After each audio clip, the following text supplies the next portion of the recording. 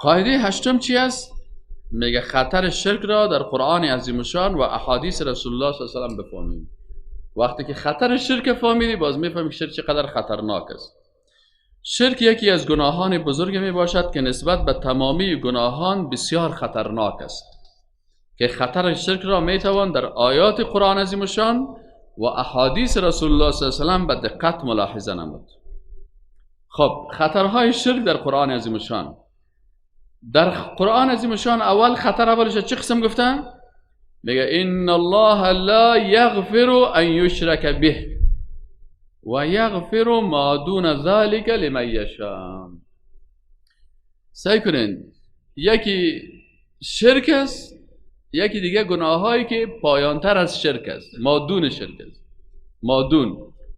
حالا در نظر ما و شما شیطان چه قسم آورده؟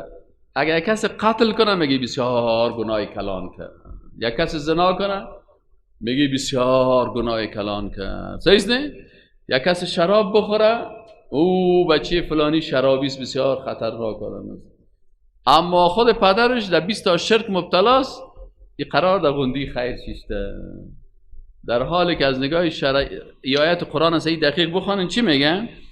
ان الله لا یغفر، الله مغفرت نمیکنه ان یشرک به، که کسی به او مخلوق را شریک بسازن، و یغفر ما دون ذلک لمن یشاء، یعنی پایانتر از شرک چی میکنه؟ الله میبخشه. حالا قتل بلند است یا شرک؟ شرک. قتل چی گفت؟ قتل، زنا را، شراب و گناه دیگر را مادون گفت. مادون کلانش چی است؟ شرک است. اما شیطان چی کرده؟ سرچپه ساخته یا نه؟ بسیاری کسا در شرک مبتلا است و هیچ گناه حساب نمیکنه، هیچ گناه به نظرش نمیه. میره قرار پیش یک مخلوق در شاید شمشیره، میره که شاید شمشیره تو غایت شور میتا من تکان داده، میره بر ما بچه بته. او را در صفت خلق کردن الله شریک کرد اما نمیفهمه. یا مثلا میره در قبر طواف میکنه، صحیح نه؟ او را با بیت الله مساوی ساخت. یا میره دست دعا را به مخلوق بلند میکنه که او سخی جان شفا بده. رسول الله صلی الله علیه و آله میگه الدعاء هو العباده. دعا چی است؟ عبادت. پس اگر یک کسی را در دعا شریک کردی، خود شریکش ساختی در دعای الله، و میره بر از او. یا میره مثلا پیش یک مخلوق سجده میکنه. بسیاری کساس پیش بزرگوار صاحب که رفت در پایای از او خدا میپرد سجده میکنه. این حال اگر یک کس شراب بخوره میگه بسیار کلان گناه کرده، اما وقتی که شرک میره هیچ در نظرش نمیه. در حالی که الله میگه که شرک کلان است، قتل این دیگه گناه چی است؟ مادون است، پایین است، و الله دیگه را میبخشه. یعنی میشه قاتل توبه بکنه، زناکار توبه بکنه، شرابخور توبه بکنه. حتی اگه توبه نکنه الله میشه ببخشش بدون توبه. اما مشرک که در دنیا توبه نکرده باشه، با شرک مرده باشه، این آیت سر اینی آدم تطبیق میشه که کسی با شرک وفات کنه. ان الله لا یغفر ان یشرک به و یغفر ما دون ذلک لمن یشاء. باز تکرار میکنه و من یشرک بالله، کسی که با الله مخلوق شریک کنه، فقد ضل ضلالا مبعیدا. میگه این گمراهیش بسیار دیگه گمراهی خطرناک است، بیخی دیگه از دایره ایمان خود دور کرده، بعید، بسیار خطرناک است. خطر دوم شرک چی است؟ الله میگه یک چیزی که میگم خطرناک است، باید الله خطرناک گفته. الله چی میگه؟ الله میگه که ان الشرک لظلم عظیم. این حال دو قسم ظلم است، یکی ظلم عظیم است، یکی ظلم صغیر. یک نفر تجریب زمینش خورد، این ظلم است یا نیست؟ عظیم است یا صغیر؟ صغیر است. ظلم عظیمی است که خودت در دوزخ میپرتی. یک کسی ظلم سر دیگه کس میکنه، یک کسی ظلم سر چی میکنه؟ سر خود میکنه. الله گفته که شرک ظلم عظیم است، ان الشرک لظلم عظیم. در قرآن یگانه کسی که بسیار حکمت داشت پیغمبر نبود اما حکیم بود، بسیار با حکمت بود. چی نام داشت؟ لقمان. و اذ قال لقمان لابنه، الله میگه لقمان، سعی کنین که لقمان که بسیار حکیم بود چی میکرد؟ لقمان برای بچه خود از چی شروع کرد؟ از رفع الیدین شروع کرد. ها؟ از چی شروع کرد؟ از عقیده شروع کرد. و اذ قال لقمان لابنه یا بنی، ای پسرک من. دبش زد یا ناز دادشه؟ ناز داد، با مهربانی برش گفت یا بنی، ای پسرک من. ای بنی عربا که عربی استعمال میکنه، ای پسرک من، ای شاگردک خوب شیرین من. این حالی چی میگه؟ یا بنی لا تشرک بالله، اشک و فکرت باشه با الله کسی را شریک نسازی. این الشرک لظلم عظیم، این بسیار خطرناک است. نماز قضا کردی، روزه نگرفتی، حج نرفتی، به گناه ها مبتلا شدی، و خطرناک است، موبقات است، هلاکت میکنه. خود هلاک کننده ترین تمام هلاک کننده ها چی است؟ از این خاطر لقمان حکیم بود، برای بچه خود میگه که لا تشرک بالله ان الشرک لظلم عظیم. بعضی کسا دیگه چی میگن؟ نه صاحب شما بسیار در شرک گپ میزنین، الا بتین همی پشت شرک در حقوق بشر گپ بزنین، در چی گپ بزنین؟ محیط زیست. مولوی صاحب یک روز صاحب بسته خود بیشه برای چی است؟ محیط زیست است، باز حقوق زن، باز حقوق طفل، در شرک دیگه از بوری خودش در شرک مبتلا است.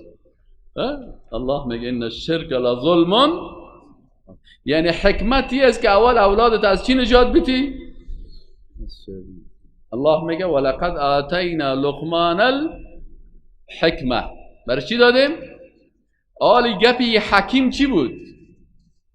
یا بنی لا تشرک بالله ان الشرک لظلم عظیم. شرک ظلم بسیار بزرگ است. اول درس لقمان همین بود بر بچهش. خطر سوم شرک چی است که میگه شرک تمامی اعمال حسنه را چی میکنه؟ از بین میبره. چی دلیل داری؟ دلیل باید از قرآن بری. ولقد اوحی الیک، الله بر رسول الله صلی الله علیه و آله میگه ای پیغمبر وحی شده بر تو، و الی الذین من قبلک، و به کسانی که قبل از تو بودن. ولقد اوحی الیک و الی الذین من قبلک، بر رسول الله صلی الله علیه و آله میگه ای پیغمبر ولقد یقینا که اوحی وحی کرده شده هست، الیک به سوی تو ای رسول الله صلی الله علیه و سلم، و الی الذین من قبلک، و بر کسانی که یعنی پیغمبرایی که قبل از تو بودن. لئن اشرکت، ای پیغمبر اگر خود تو شریک بیاری. بعضی کسا میگه شما این آیاتی برای مشرکین است. حالا که اینجا اشرکت تا برای کی است؟ قرآن برای کی نازل شده؟ برای خود رسول الله صلی الله علیه و آله. لئن اشرکت، اگر خودت شرک بیاری، در حالی که پیغمبر خود شرک نمیاره، لکن به خاطر از اینکه موضوع که قرآن میخوانیم خطاب برای پیغمبر است، برای موضوع هم است، او خود معصوم است، لکن خطرناک است. میگه ولو که خود پیغمبر هم شریک بیاره، لا یحبطن عملک، تمام اعمال تو چی میشه؟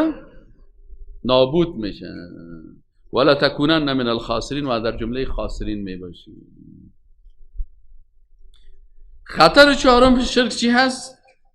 شرک قرآن میگه که انسان وقتی که ایمان داشته باشه، با اساس ایمان مقام انسان بلند شده میره.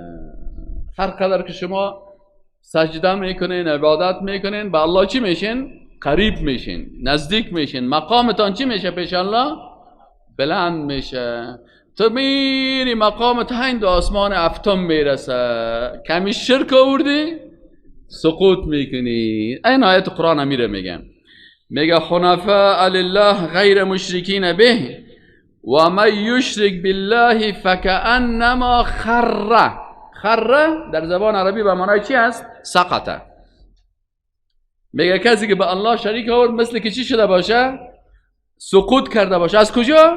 من السما، از آسمان چی کرد؟ سقوط کرد. فتخطفه الطیر، بازی یک پرندگه که عادی اختطافش میکنه، یعنی وزنت سبک میشه مثل پشه واره. بازی یک گنجش که همین گنجش که پشه رو شکار میکنه، میگه واسه رو شکار میکنه. قرآن چقدر دقیق میگه. چی شکارش میکنه؟ فتخطفه چی معنی؟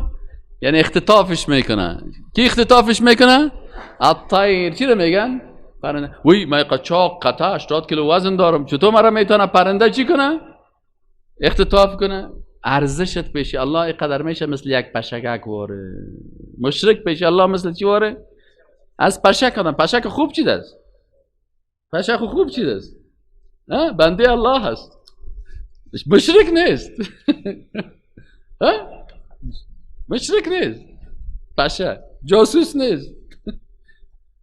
اینالی خود اینال چی میشه؟ فتخطفه الطیر او تهوی به الریح فی مکان سحیق، یا ایره اقب چی میشه؟ بی وزن کمی شمال مثل کمی پرنده را میبره هر طرف. ایره هم چی میکنه؟ سبحان الله. خب این خود آیات قرآن دیدیم خطر شرک. آیه میم در احادیث رسول الله صلی الله علیه و سلم. در احادیث رسول الله صلی الله علیه و سلم یک حدیث است، میگه عن عقبه یعنی ابن عامر، عقبه ابن عامر رضی الله عنه یک صحابی است، میگه جاء فی رکب عشرة الى رسول الله صلی الله علیه و سلم، میگه 10 نفر آمدن پیش رسول الله صلی الله علیه و سلم. برای چی آمدن؟ 10 نفر مسلمان میشدن، کافر بودن چی میشدن؟ مسلمان میشدن. وقتی کسی که مسلمان میشد بیعت میکرد که رسول الله صلی الله علیه و سلم، میگه رسول الله صلی الله علیه و سلم فبایع 9 و امسک عن رجل منهم، میگه امرای 9 نفر بیعت کرد، گفت ایمان شما قبول است، 1 نفر دست نداد. اون میگه من میخوایم مسلمان شم. رسول الله صلی الله علیه و سلم دست خدا گرفت از پیشش. چرا؟ حالا میخوای مسلمان شوه؟ فقالوا ما شأنه، مردم گفتن که یا رسول الله چی مشکل داره؟ به دیگرها قول دادی برازی دست ندادی؟ فقال ان فی عضده تمیمه، در بازوی ازی یک داره تومار است. در عصر جاهلیت چی میکردن؟ یک چوب میگرفتن یا یک آینه میگرفتن یا یک سنگ میگرفتن، ایره در اینجای خود بسته میکردن که ما را از بلاها نگاه میکنن. این چی معنا میته؟ یعنی که ایوازه که قل اعوذ بالفلق بگویه، اعوذ به چی بگوی انسان باید؟ اعوذ بالله بگوی نه؟ این میگه اعوذ به سنگ، اعوذ به چوب، اعوذ به تومار. فهمیدی یا نه؟ این گفت چه قصه مسلمان میشه که در اینجا شنوز آثار شرک در وجود ازی هست، مکه دزی دست نمیتون، ایمانش قبول نکرد. صحیح نه؟ ایمانش قبول نکرد. خب وقتی که شخص چون آمده بود مسلمان میشد، فقطع الرجل التمیمه. تمیمه چی رو میگن؟ علما میگن تمیمه یا موره هست یا سنگ است یا چوب است یا تومار است. اینایی که عرب ها یا در گردن خود منداختن یا در شانه های خود چی میکردن؟ بسته میکردن، یا در باربندش که خود چیز بسته میکردن. صدفه موره را میگه فیسوچه است. آی طفل نگاه کنه، میگه شخص وقتی که گپ رسول الله صلی الله علیه و آله شنید فقطع الرجل التمیمه، این شخص تمیمه را چی کرد؟ ماند یا قطع کرد؟ قطع کرد، دوسو انداخت. فبایعه رسول الله صلی الله علیه و سلم، رسول الله صلی الله علیه و چی کرد؟ بیعت کرد. اینه چقدر شرک خطرناک است که حتی ایمانش رسول الله صلی الله علیه و سلم قبول. حالا بسیاری کسا رو ببینه همین تمیما در گردنش هست، در گردن اشتکایش هست، هست نیست؟ اگه برش بگوی میگه برو بادر شما بیکار ماندنی، ایره خود مولوی صاحب ما داده بگی بند کو. میگه نمیگه؟ و حدیث است. ثم قال، باز رسول الله صلی الله علیه و یک درس بر از اینا داد، گفت من علق فقط اشرک، هر کسی که تمیمه را آویزان کرد ایره با الله شریک ساخت. تو را باید اشتو که تا بر کی تسلیم کنی، الله یا بر موره؟ برای الله. این علیا با کی تسلیم میکنن؟ بر موره. بر موره. یکان تا تاره میره، مثلا یکان تاره میگیره در دستش خود میپرده، ای چی هست؟ دیده سر از فلانی جای آورده، میگه تاری را حفظ میکنن، دیدش هم تار است، دیدش هم تار است. بعضی کسا را ببینیم مثلا موره است، صدف است، یاقوت است، کره هست، میگه کره اون دو را دست خود میپرده، میگه کره باز مرا شفا میده. این مشکلات است، کلش شرک است در پناه جستن. دوم، رسول الله صلی الله علیه و چی کرد؟ ممانعت از الفاظ شرک‌آمیز. یعنی رسول الله صلی الله علیه و وقتی که یک کسی یک سخن را میگفت که او اندک مشکل شرک می بود، رسول الله صلی الله علیه و ممانعت میکرد. در مسند احمد ابن حنبل روایت شده عن ابن عباس ان رجلا قال یا رسول الله، یا رسول الله ما شاء الله و شئت.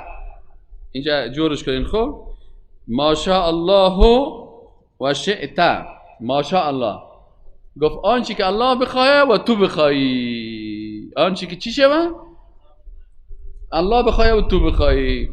فقال، میگه رسول الله صلی الله علیه و سلم گفت که جعلتنی لله عدلا، تو مرکت الله شریک ساختی. چرا گپ شرک آمیزه گفتی؟ بل ما شاء الله وحده، بگو الله به تنهاییش بخواه، مرکت شریک. یگانه که میگه که از الله و از تو میشه، این جمله شرک آمیز است. میگه نمیگه؟ یعنی رسول الله صلی الله علیه و گفت که تو مرکت الله چی کردی؟ شریک ساختی. و شیخ البانی در سلسله صحیحه گفته که حدیثی که امام احمد روایت کرده حدیث چی است؟ صحیح است. سوم چی است؟ رسول الله صلی الله علیه و بیان کرده که لعنت الله سر کسایی که شرک میارن. عن عایشه رضی الله عنها عن النبی صلی الله علیه و سلم، ام المؤمنین عایشه صدیقه رضی الله عنها چی میگه؟ میگه نبی صلی الله علیه و سلم قال فی مرضه الذی مات فیه، در اون مرضی که رسول الله صلی الله علیه و وفات کرد، آخرین وصیت رسول الله صلی الله علیه و سلم چی بود؟ که در مرض موتش چی میگه؟ لعن الله الیهود و النصارى، الله لعنت کرده بالای کی؟ بالای یهود و نصارا. چرا؟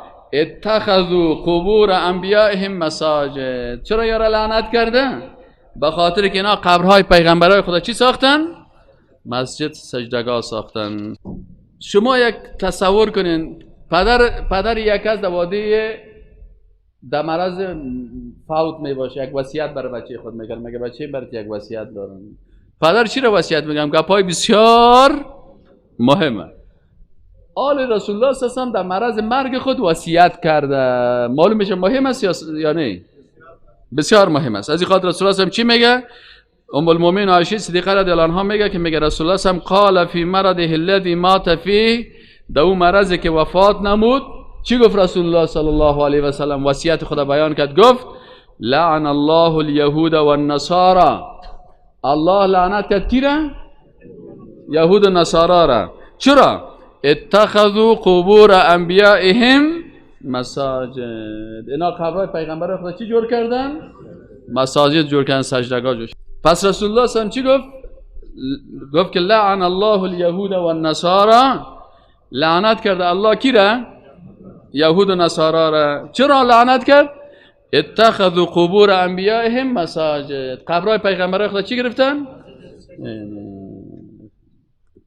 سر قبر گرفتن، اینجا یک دونه قبر جور کردن، اما در پشت سر قبر دیوار به الله سجده کردن، به قبر پیغمبر چی کردن؟ الله چی کرد سرشان؟ لعنت. لعن چی را میگه؟ میگه اللعن الطرد من رحمت الله. لعن چی مانا؟ راندن یک کسی از رحمت الله، و بزرگترین رحمت الله جنت الله. فهمید یا نه؟ وقتی پیغمبر میگه لعنت هستی، معنی که از جنت الله چی هستی؟ محروم هستی. این حال پیغمبر صلی الله علیه چی میگه؟ ام المؤمنین میگه ولولا ذلک لابرزوا قبره، اگر امی گپ نمی بود قبر از بسیار بلند میکردن، اما نکردن. غیر ان یخشى ان یتخذ. و در حدیث دیگه چی میگم؟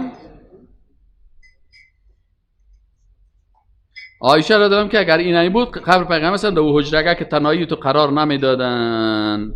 چهارمی چی است؟ شرک یکی از هلاک کننده هاست. شرک انسان چی میکنه؟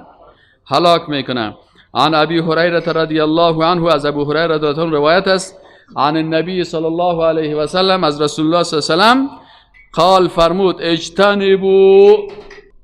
عن ابی هریره رضی الله عنه، ابی هریره رضی الله عنه میگه عن النبی صلی الله علیه و سلم اجتنبوا السبع الموبقات. اجتناب کنید از چی؟ از 7 چیزی که شما را در روز قیامت هلاک بینمایه، هلاک میشید، هلاکت است. قالوا یا رسول الله، مردم گفتن ای رسول الله صلی الله علیه و سلم و ما هن، یه 7 هلاک کننده چی است که ما از خدا اجتناب بکنیم؟ قال، میگه رسول الله صلی الله علیه و سلم گفت الشرک بالله. اولش چی است؟ شرک است. و السحر، دومش سحر است، جادو. اوشکو پیش جادوگر نری، جادو نکنیم. سومش چی است؟ و قتل النفس التي حرم الله الا بالحق. کشتن نفس یک مسلمان یا از هر کسی که باشه که او را الله حرام کرده مگر به حقش. اگر باز خودش قاتل بود باز قصاص میشه، اگر مرتد بود سرش حد ارتداد سرش چی میشه؟ اگر کافر محارب بود مردار میشه. این و اکل الربا دیگه چی است؟ موبقات سود است. کسی اگر در بانک های سودی کار میکنه، کامپیوتر کار است، فهمیدی؟ دروازه‌وان بانک سودی هم کس یا هم در لعنت الله گرفتاره، بسیار خطرناک است. و دیگه چی است؟ و اکل مال الیتیم، خوردن چی؟ مال یتیم. بعضی کسا میگه من مال یتیم نخوردیم، بعضی کسا میخورن هم میفهمه. در شوجومگی و چلاک هست اکثرا مال یتیم چی میشه؟ شوجومگی میشه. شما میرید خوب شکم سیر میخورید، روز 2 روز 3 شوجومگی 40 و او در حالی که یک 2-3 لگ از یتیم مانده کل از رو چی میکنن؟ شوجومگی میکنن. این اکل مال یتیم است. اول احتیاط بکنید این قسمت مال یتیم. و تولی یوم الزحف دیگه کسی که در روزی که مسلمان ها در جهاد حرکت میکنه یک نفر هم تو پت از بی خاطر چی کرده؟ گریخته باشه. و دیگه چی هست؟ هفتمیش و قذف المحصنات المؤمنات الغافلات. بسیاری کسا از دخترای مردم سرش تهمت میکنه. قذف چی هست؟